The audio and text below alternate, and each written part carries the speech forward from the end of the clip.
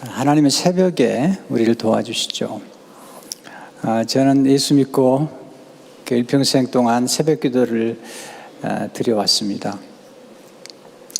그리고 새벽에 하나님이 도우신다는 수많은 경험을 하게 되었습니다.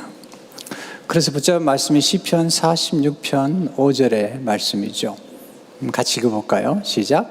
하나님이 그 성중에 계심에 성이 흔들리지 아니할 것이라 새벽에 하나님이 도우시리로다. 우리는 하나님의 도움이 필요해요. 아니, 도움이 필요하지 않은 사람은 아무도 없죠.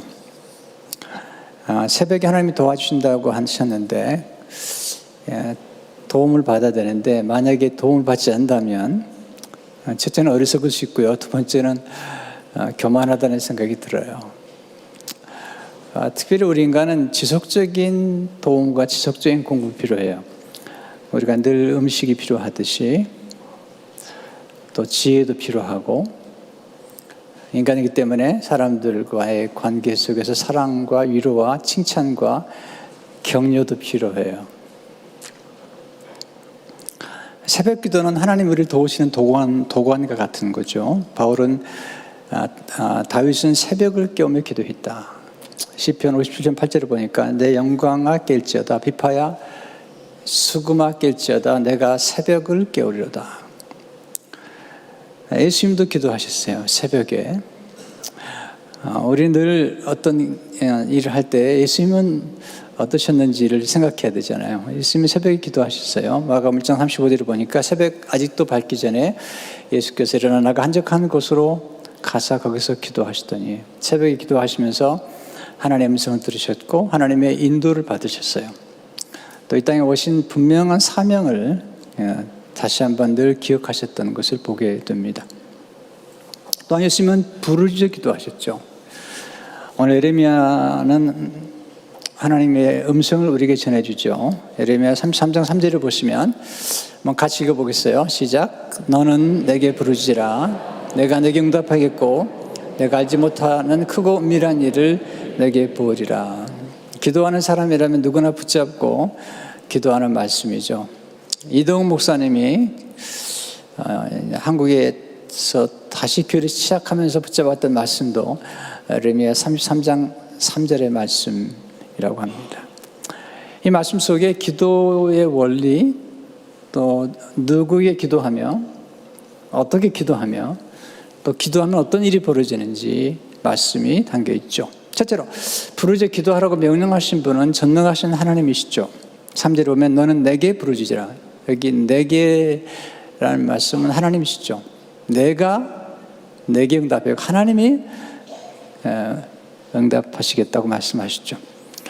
에레미야에게서 우리가 발견할 수 있는 하나님은 어떤 분이시죠? 물론 성경 전체가 하나님의 이야기지만 에레미야서에 특별히 나오는 하나님은 어떤 분이신가? 첫째로 고난 중에 찾아오셔서 말씀하신 하나님이시죠. 에레미야가 받은 이 말씀은 그가 감옥에 갇혀 있을 때에, 에레미야 33절을 보게 되면 에레미야가 아직 시대 뜰에 갇혀 있을 때에 여호와의 말씀이 그에게 두 번째로 임하니라 이르시되, 그는 지금 감옥에 갇혀 있죠. 시대 뜰에는 감옥이에요. 하나님은 에레미야가 어디 있는지, 그의 눈물이 어떠한지, 그의 고난이 어떠한지를 알고 계세요. 그래서 찾아오셨는데 다 막혀 있어도 하늘은 열려 있어요.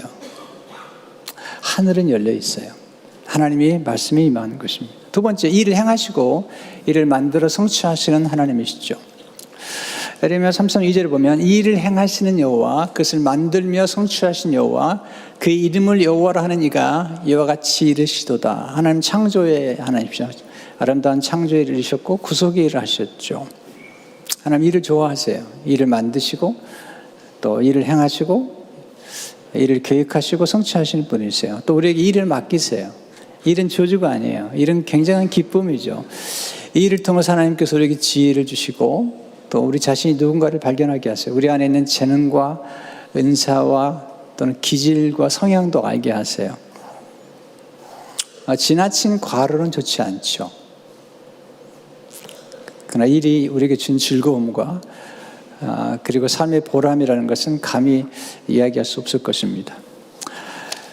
우리는 하나님께 영광을 돌릴 때 하나님 맡기신 일을 이루는 것이죠. 예수님께서 요한복음 10장 4절에서 이렇게 말씀하시죠. 하나님 아버지께서 내게 하라고 주신 이 일을 내가 이루어 아버지를 이 세상에서 영화롭게 하였사오니. 예수님도 이 일을 통해서 하나님께 영광을 돌리셨어요. 또 예수님이 제자들과 우리들에게 큰 일을 맡기시겠대요. 큰 일을. 요한복음 14장 12절에 보면 내가 진실로 진실로 너에게 이르노니 나를 믿는 자는 내가 하는 이 일을 그도 할 것이요 또한 그보다 큰 일도 하리니 이는 내가 아버지께로 감이라. 큰 일을 우리에게 맡기신 거죠.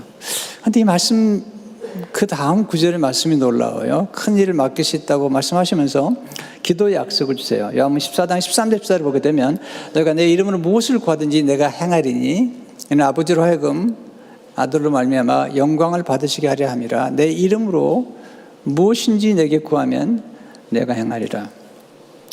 큰 일은 우리 힘만 가지고 안 돼요. 작은 일은 우리가 스스로 감당할 수 있을지 모르지만 정말 큰 일, 또 위대한 일은 하나님 도와주셔야 돼요. 그러기 위해서는 기도해야 돼요. 네. 세 번째, 우리 미래에 소망을 주신 하나님이시죠. 에레미야 19장 11절을 보게 되면 참 귀중한 말씀인데요. 한번 같이 읽어보겠습니다. 시작. 여호와의 말씀이니라. 너를 향한 나의 생각을 내가 하나니 평안이요 재앙이 아니니라. 너에게 미래와 희망을 주는 것이니라. 하나님의 생각은 평안이시고 우리에게 미래와 희망을 주는 것입니다. 그런데 놀라운 사실은 우리에게 미래와 희망을 주신다고 말씀하신 하나님께서 이어서 기도에 대해 말씀하세요. 에레미야 29장 12절 13절을 보면 너희가 내게 부르짖으며 내게 와서 기도하면 내가 너희들의 기도를 들을 것이요 너희가 온 마음으로 나를 구하면 나를 찾을 것이요 나를 만나리라. 우리는 소망을 품고 기도해야 됩니다. 에레미야가 감옥에 있지만 그게 미래와 소망을 주시면서 기도하라고 말씀하시는 거죠. 네 번째, 불가능이 없으신 전능하신 하나님이세요. 에레미야가 기도할 때 그가 기도했던 대상은 전능하신 하나님. 그는 알고 있죠. 에레미야 32장 17절에 보면 슬퍼도소이다 주여와여 주께서 큰 능력과 표심팔로 천지를 지으셨사오니 주에게는 할 수 없는 일이 없으시니이다. 하나님이 전능하시다. 하나님 스스로 말씀하시죠. 에레미야 32장 27절에 보면 나는 여호와여 모든 육체의 하나님이라 내게 할 수 없는 일이 있겠느냐. 아니 가끔 우리 몸이 연약해지거나 나이가 들면 하나님의 전능하심을 잊어버리는 것 같아요. 아브라함이 99세가 되고 사라가 90세가 되었어요. 경수가 끊어졌다고 말씀하고 있죠. 그때 하나님이 나타나셔서 하나님의 이름에 대해서 말씀하실 때 전능한 하나님이시다. 창세기 17장 1절에 보면 아브라함이 99세 때에 여호와께서 아브라함에 나타나서 그 얘기를 했을 때 나는 전능한 하나님이라. 너는 내 앞에 행하여 완전하라. 엘샤다이. 99세. 네. 그래서 꿈을 꾸게 하세요. 만약에 아브라함이 99세의 나이에 꿈을 꾸지 않았다면 그의 생애가 어떻게 됐을까 생각해 보세요. 사라가 하나님의 말씀을 전해 듣고 웃어요. 왜냐하면 그건 불가능하다는 얘기죠. 네. 남편도 노쇠했고 경수가 끊어졌다. 그러니까 하나님 뭐라고 말씀하세요? 창세기 18장 14절에 여호와께 능하지 못한 일이 있겠느냐? 기한 이를 때 내가 내게로 돌아오니 사라에게 아들이 있으리라. 우리가 하나님이 누구신가를 먼저 기억해야 돼요. 우리는 그냥 허공에 드리는 기도가 아니잖아요. 하나님이 누구신가를 기억하고 기도해야죠. 두 번째, 하나님 부르짖어 기도할 때 응답해 주신다는 겁니다. 부르짖으라. 3절에 너는 내게 부르짖으라. 기도하는 방법 중에 하나가 부르짖으라. 이 명령이죠. 우리가 조용히 기도도 들으세요. 그러나 부르짖는 기도가 굉장히 중요해요. 성경에 보면 부르짖는 기도가 참 많이 나오죠. 그러니까 입술로 성경도 암송하면서 또 부르짖는 기도가 중요하다는 거죠. 부르짖어 기도하면 어떤 일이 벌어지는가? 물론 많은 역사 나타나지만 네 가지만 말씀드리겠습니다. 실제로 환난 중에 부르짖어 기도할 때 구원해 주시. 기도할 때 특별히 환난 중에 있을 때 우리는 부르짖어 기도해야 돼요. 평소보다도 정말 어려울 때 시편 34편 6절을 보니까 이 공고한 자가 부르짖음에 여호와께 들으시고 그의 모든 환난에서 구원하셨도다. 왜 환난 중에 기도해야 되냐면 하나님의 환난 중에 큰 도움이 되시기 때문이죠. 시편 41절에 보니까 하나님은 너의 피난처시요 힘이시니 환난 중에 만날 큰 도움이시라. 우리가 어떨 때는 큰 도움이 필요해요. 그때 환난 중이죠. 환난 중에는 인간의 힘으로 안 되는 거예요. 인간의 노력으로 안 되는 거예요. 인간의 한계를 초월하는 문제가 생긴 거죠. 그때는 하나님이 도와주시면 되죠. 두 번째, 고통 중에 부르짖어 기도할 때 넓은 곳에 세워주시죠. 가끔 하나님께서 우리에게 고통을 허락하세요. 근데 그때 기도하게 하시죠. 시편 118편 5절을 보니까 내가 고통 중에 여호와께 부르짖었더니 여호와께서 응답하시고 나를 넓은 곳에 세우셨도다. 고통은 힘들죠. 고통을 좋아할 사람 없지만 고통의 유익은 우리가 하나님께 나가서 기도하게 하는 것입니다. 고통일 때 간절히 기도하게 되죠. 세 번째, 병상에서 부르짖어 기도할 때 우리 병을 고쳐주시죠. 시편 30편 2절을 보니까 여호와의 하나님이여 내가 주께 부르짖을 때 나를 고치셨나이다. 다윗이 많이 아팠던 것 같아요. 다윗을 보면 자주로 병을 고쳐주셨다. 나의 모든 병을 고쳐주셨다. 뭐 이런 말씀 많이 나오죠. 우리 병 들었을 때 기도해야죠. 우리 의사 선생님 찾아가야죠. 그러나 기도하면서 찾아가야죠. 또 의사 선생님이 주는 약을 먹어야죠. 기도하면서 먹어야죠. 왜냐하면 우리 의사 선생님들은 진단해 주죠. 그리고 약을 처방해 주죠. 그러나 그 진단과 약을 처방해 주는 그 모든 과정 속에, 치료의 과정 속에 하나님이 계시는 거죠. 성경에 보면 수많은 사람들이 예수님께 와서 부르짖어 기도하다가 응답을 받잖아요.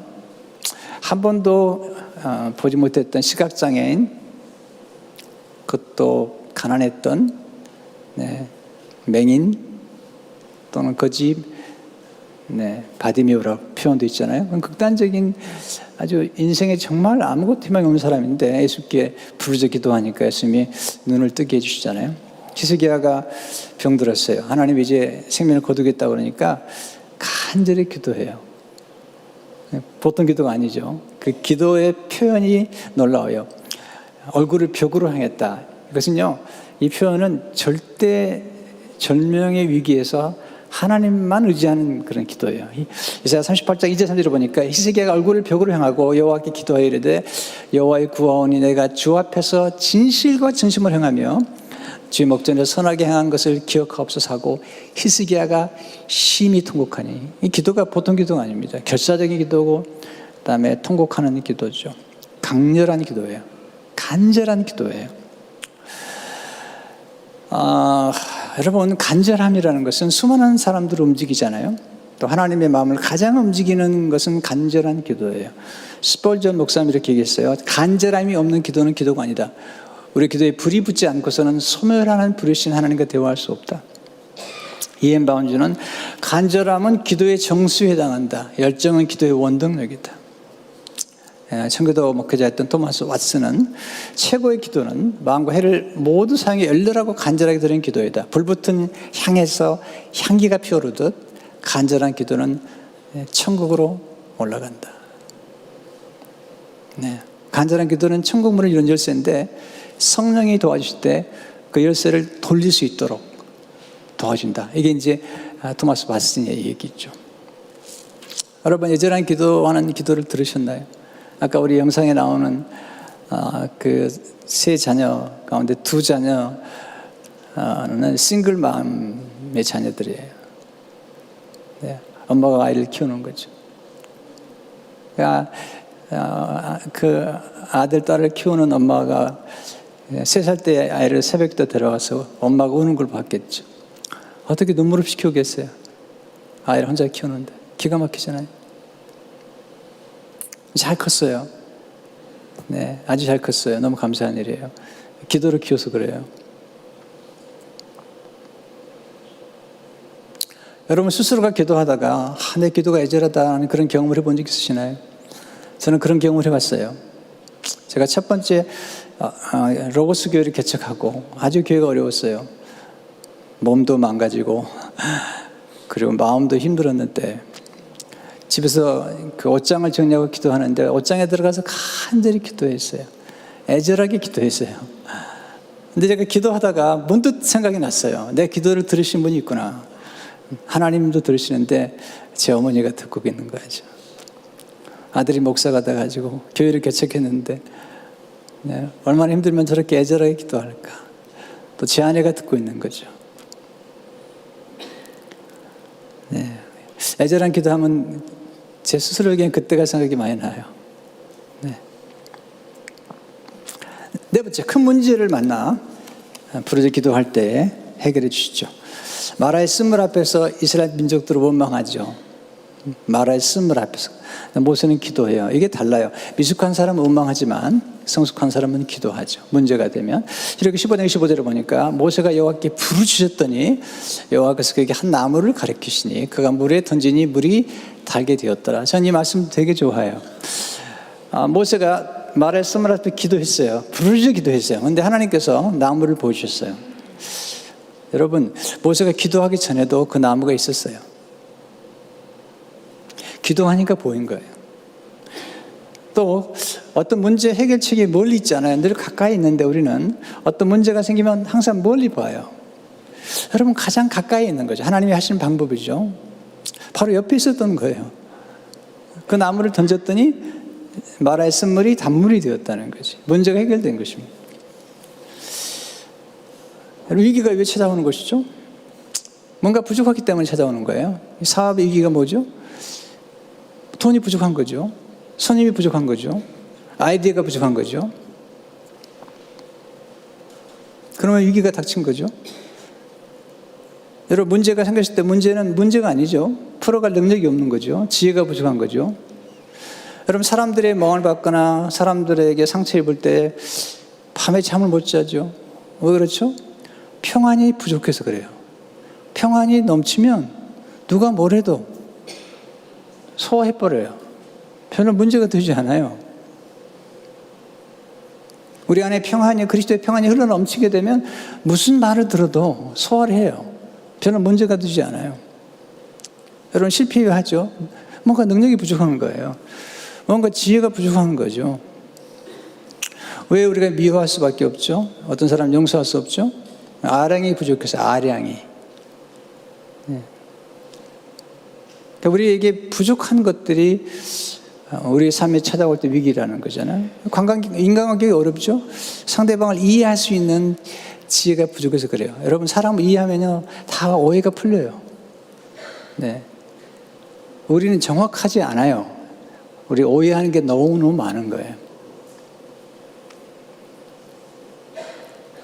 그래서 우리가 기도할 때 하나님께서 우리의 부족한 것을 채워줘요. 부족함이 왜 좋으냐면요, 성경에 보면 부족하고 모자라고 결핍되었을 때 하나님을 찾는 중에 놀라운 지혜와 은혜를 경험하고 하나님의 풍성한 사랑을 경험하게 되면, 은혜를 받으면, 은혜가 풍성해지면, 은혜가 충만해지면 다 이겨내게 돼 있어요. 별로 문제가 안 되는 거예요.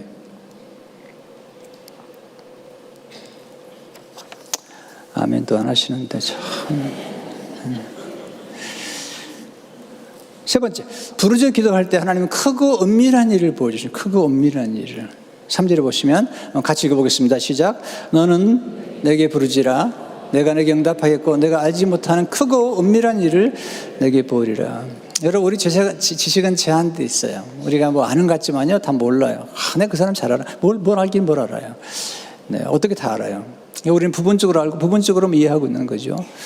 인간이 선악과를 따먹은 다음부터 인간이 비참해졌어요. 왜냐하면 선악과를 따먹은 다음에 선악을 정보도 없이, 정확한 지식도 없이 스스로가 선악을 판단해 버리는 거예요. 얼마나 많이 우리는 오해합니까? 얼마나 많이 정죄합니까? 사람들을 스스로가 하나님이 되어버렸어요. 이게 비극인 겁니다. 하나님이 왜 선악과를 못 따먹겠냐면, 인간이 선악과를 따먹는 순간부터 비참해지는 거예요. 함부로 판단하고 함부로 오해하고. 네. 하나님만이 모든 걸 알고 계시는 거예요. 어떤 분이 몸을 팔고 생활한다고 그럽시다. 그럴 수밖에 없는 상황을 아시나요? 하나님 아시잖아요. 너무 어려우니까 아이를 키우려고 그럴 수도 있고요.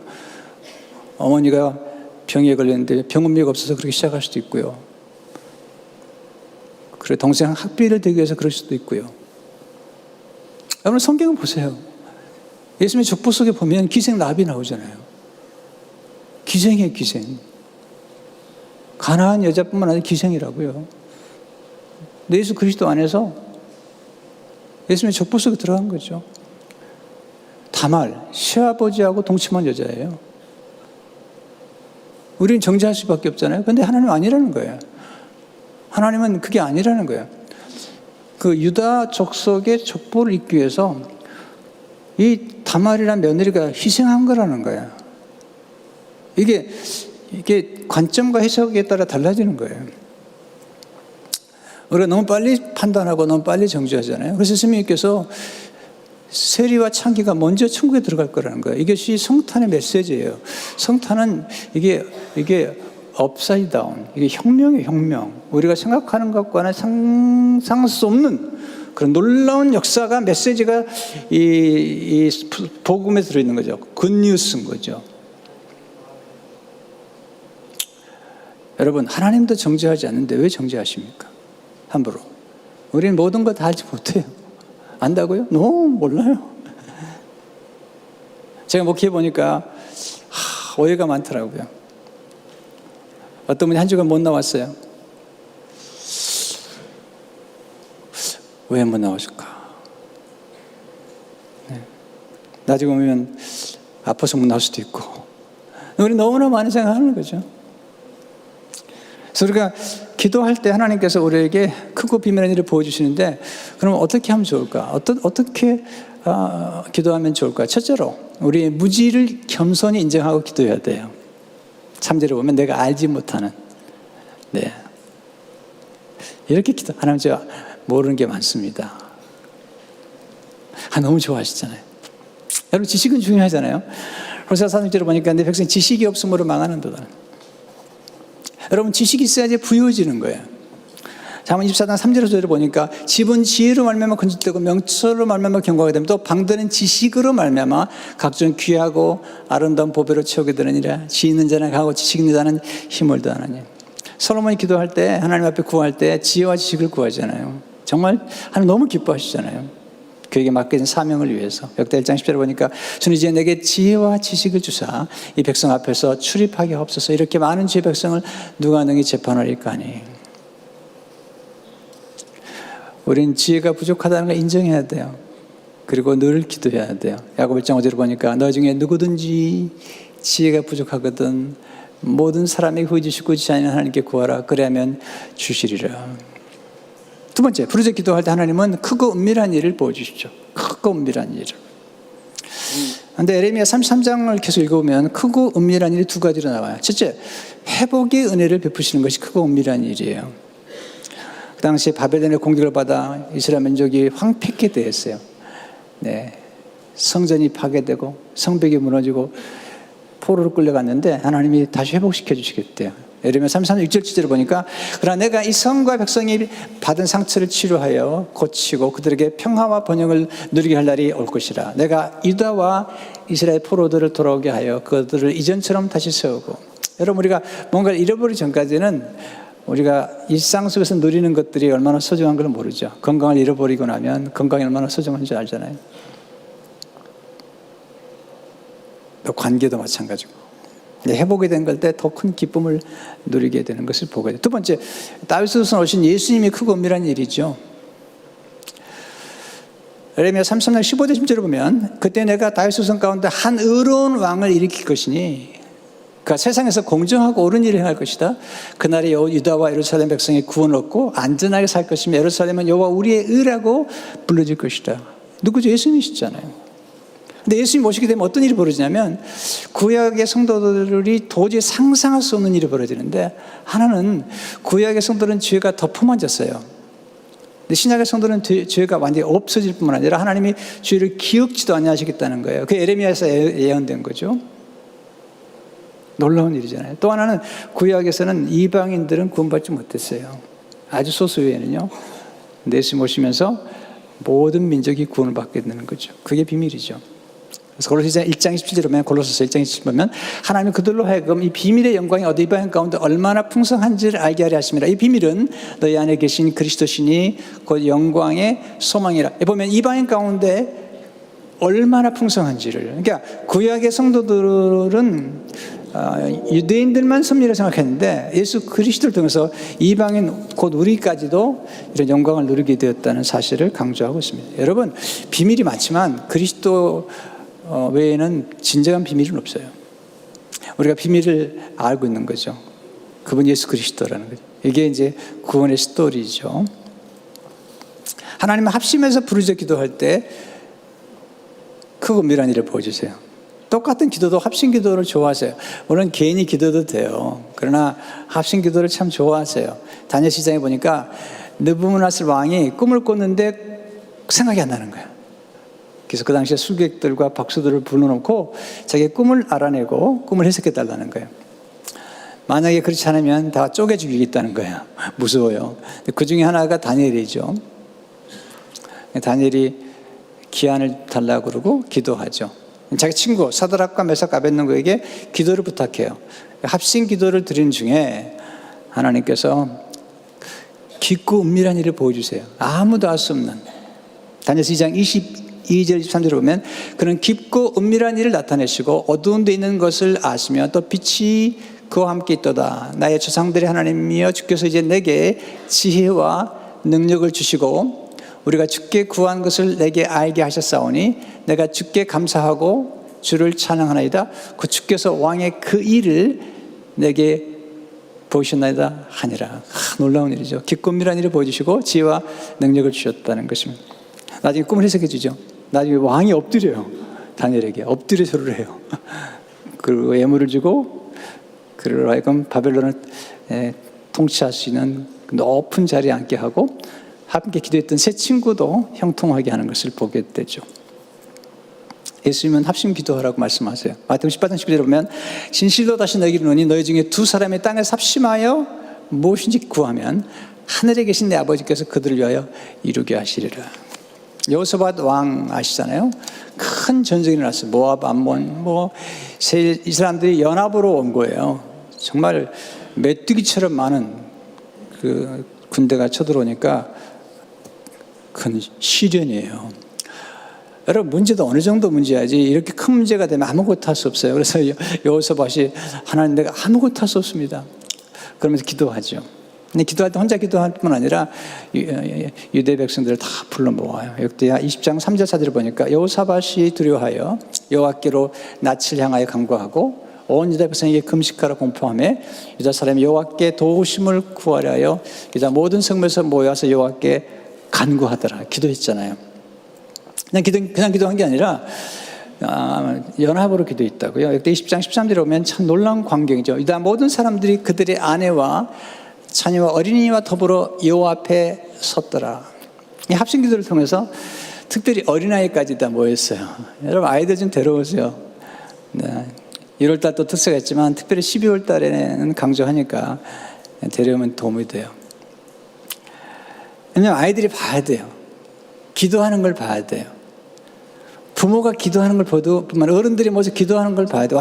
와서 졸고 자더라도 엄마가 기도하는 것을 봐야 돼요. 아이들의 머릿속에 아주 뇌리 깊이 새기는 것이 뭐냐면 엄마가 나를 기도한다는 거. 깊이 뇌리 새기는 거죠.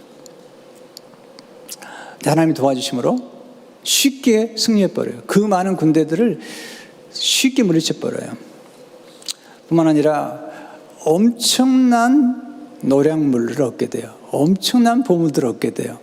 하루가 아니라 3일을 거두어들여야 되는 거예요. 여러분, 문제가 작으면 기적도 작아요. 근데 문제가 크면 기적도 커요. 역대 20장 25절에 보니까 여호사밧과 그의 백성이 가서 적군의 물건을 탈취하였어야 본즉 그 가운데 재물과 의복과 보물이 많이 있으므로 각기 탈취하는데 그 물건이 너무 많아 능히 가져갈 수 없을 만큼 많으므로 사흘 동안에 거들어드리고. 보세요. 이 어린아이들이 뭘 배웠냐면 큰 문제 앞에서 기도하는 걸 배운 거예요. 또 하나, 기도했더니 하나님께서 얼마나 놀라운 축복을 주신 걸 배운 거죠. 여러분, 큰 문제는 부르짖는 기도를 통해 큰 기적으로 변화되고요. 큰 문제는 부르짖는 기도를 통해서 큰 축복으로 변화가 됩니다. 저는 이제 이 비전 센터를 치를 때 제 마음속 깊은 곳에는 우리 어린아이들에 대한 깊은 관심이 있었어요. 새빵 살아던 교회가 기도하는 가운데 어떻게 큰 일이 이루어지는가 아이들이 보는 거예요. 아니 봤던 거예요. 기도하니까 이런 놀라운 일이 이루어진 것을 아는 거죠. 여러분 기도할 때는 크게 기도하세요. 성경에 보면 내 입을 넓게 열라고 그랬어요. 채우리라. 네, 참새가 이제 새끼를 먹을 때 이제 먹이를 가져오는 거죠. 가져오는데 참새 새끼들이 입을 크게 벌리는데 먼저 들어간대 이렇게. 네. 그러니까 말씀을 전할 때 아멘 하는 소리가 클수록 좋은데 여러분 크게 구하세요. 네. 엘리사가 크게 구하잖아요. 엘리야에게 당신의 영감에 갑절을 달라는 거예요. 더블 블레싱을 해달라는 거예요. 이것은 엘리야가 그러죠. 너 정말 너무 큰 걸 구하는구나. 너 정말 너 좀 어려운 걸 구하는구나. 그렇게 주잖아요. 큰 일을 감당하는 그릇이 커져야 돼요. 네. 그릇이 커져야 돼요. 그릇이 크지 않으면요 줘도 감당을 못해요. 저도 원래 그릇이 크지 않았는데 기도하다 보니까 자꾸 그릇이 커졌어요. 생각이 커졌어요. 여러분 가장 귀한 자녀에게 물려진 유산이 뭘까요? 이블리 크리스텐스는 이렇게 말했습니다. 가장 위대한 유산은 기도를 물려주는 것이다. 우리 자녀들의 기도를 물려주는 건 가장 큰 유산이에요. 우리 어머니가 내게 물려준 유산이에요. 우리 어머니가 제게 물려준 게 없어요. 우리 아버지도 물려준 게 없어요. 우리 아버지가 물려준 건 허리띠 하나. 네. 그러나 우리 부모님이 내게 물려준 건 기도예요. 하나님 크고 은밀한 일을 보여준다고 했어요. 윌리엄 캐리가 이렇게 말하죠. 하나님도 위대한 일을 기대하라. 하나님 위해 위대한 일을 시도하라. 여러분 기도하면 기적이 나타납니다. 하나님이 살아계셨어요. 지금 살아계세요. 네, 우리 너무나 이 냉소주의, 기도해도 안 된다는 확신을 가지고 기도하는 분들이 많으신데 그러면 안 돼요. 네, 계속 믿으셔야 돼요. 네, 기도하고 그리고 이 말씀을 들으셔야 돼요. 6시에 와서 우리가 설교가 이제 끝나면 6시에 집에 간다 하더라도 그 말씀을 붙잡고 기도하는 게 중요해요. 오늘 이제 그 얼바인 베델기 임직 예배에 가서 제가 설교하러 가는데 사도행전 6장에 보게 되면 문제가 생기죠. 뭐라고 얘기 앉았어요? 사도들이 말씀을 제쳐놓고 구제하는 것이 합당치 않다는 거예요. 구제는 중요해요. 정말 중요해요. 그러나 말씀을 제쳐놓고 하면 안 돼요. 여러분이 말씀을 제쳐놓으면 하나님이 여러분을 제쳐놓는 거예요. 사울왕이 말씀을 제쳤어요. 말씀을 버렸어요. 하나님이 그를 버리셨어요. 말씀을 제쳐놓는 교회는 하나님이 제쳐놓버리는 거예요. 말씀 없이 예배가 없어요. 말씀 없이 기도할 수 없어요. 말씀 없이 성령 역사할 수 없어요. 말씀은 교회의 엔진이에요. 우리 삶의 엔진인 거죠. 그럼 말씀이 있을 때 예배가 있고, 말씀이 있을 때 기도가 있고, 말씀이 성령의 역사가 있고, 말씀이 왕성해야지 교회가 부흥하는 거예요. 때문에 말씀을 듣고 기도해야 되는 거예요. 이번에 짧은 기간이지만 말씀을 듣고 감사 기도의 특별한 능력이 뭔지를 배우고 기도하는 가운데 큰 능력과 축복을 경험하시기를 주의 이름으로 축원합니다. 주님 감사합니다. 오늘 주신 말씀으로 양식을 삼고 이번 특세 기간 동안에 말씀 은혜를 받고 기도하는 우리 모두가 되도록 도와주시고 확신을 가지고 기도하며 응답 받을 때까지 기도하는 우리 모두 기도의 사람들로 세워주옵소서. 예수님 이름으로 기도합니다.